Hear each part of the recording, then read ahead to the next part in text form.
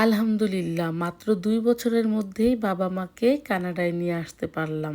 তাও টানা ৫ বছর থাকতে পারার ভিসা পেলেন তারা।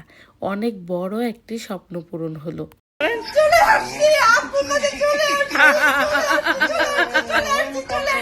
তোমার কাছে চলে আসছি আমার পোল্ট্রি পাখির কাছে। বাবা মামুনি টরন্টোতে আছেন বেশ অনেক দিনই হয়ে গেল, আর এই মুহূর্তের ভিডিওটা আসলে সবাই দেখতে চাচ্ছিলেন, তাই আজকে শেয়ার করা।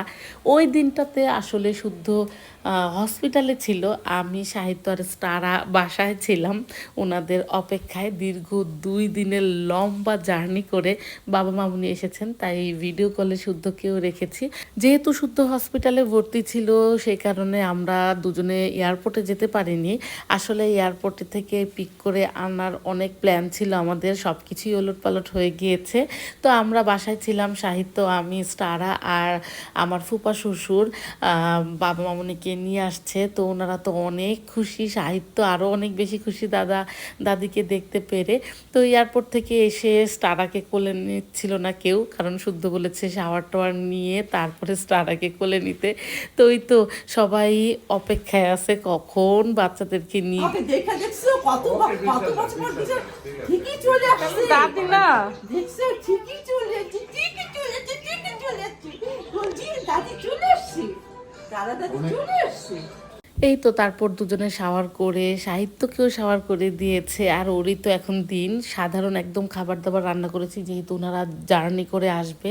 গরুর মাংস, ডাল আর ভর্তা ভাজি, আর খাবার দাবারের প্রতি কোনো আকর্ষণই ছিল না সবার। একটু একটু জাস্ট খাওয়া দাওয়া করে বাহিরে চলে গিয়েছি বাচ্চাদেরকে নিয়ে। কারো চোখে কোনো ঘুম ছিল না, এত বড় একটা জার্নি করে আসছে। আমি দেখে বারবার অবাক হচ্ছিলাম, আসলে মনের শক্তিটাই মনে হয় সবচেয়ে বড় শক্তি।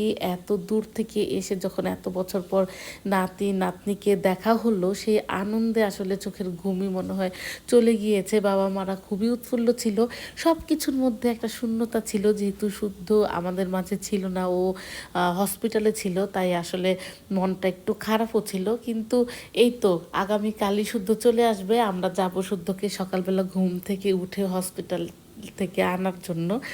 সেই জন্য আসলে অনেক বেশি ভিডিও করা হয়নি, যেহেতু ও নাই।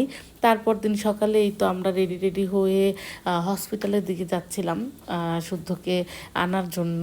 সব কিছু মিলিয়ে আসলে এই ভিডিওটা শেয়ার করা হয়নি, তবে এত এত কমেন্ট পেয়েছি যে সবাই শুধু জানতে চাচ্ছিল যে বাবা মামুনি কি আসছে না আসবেন। মানে এই কনফিউশনের কারণে আজকের ভিডিওটা আসলে শেয়ার করা। বাহিরে যখন বের হই, কানাডায় যারা আছেন আমার ফলোয়ার সবাই মামুনিকে দেখলে অনেক অবাক হয়, আর একই প্রশ্ন করে, আপু ভিডিও তো শেয়ার করলেন না, আন্টি যে আসছে আমরা তো জানলাম না।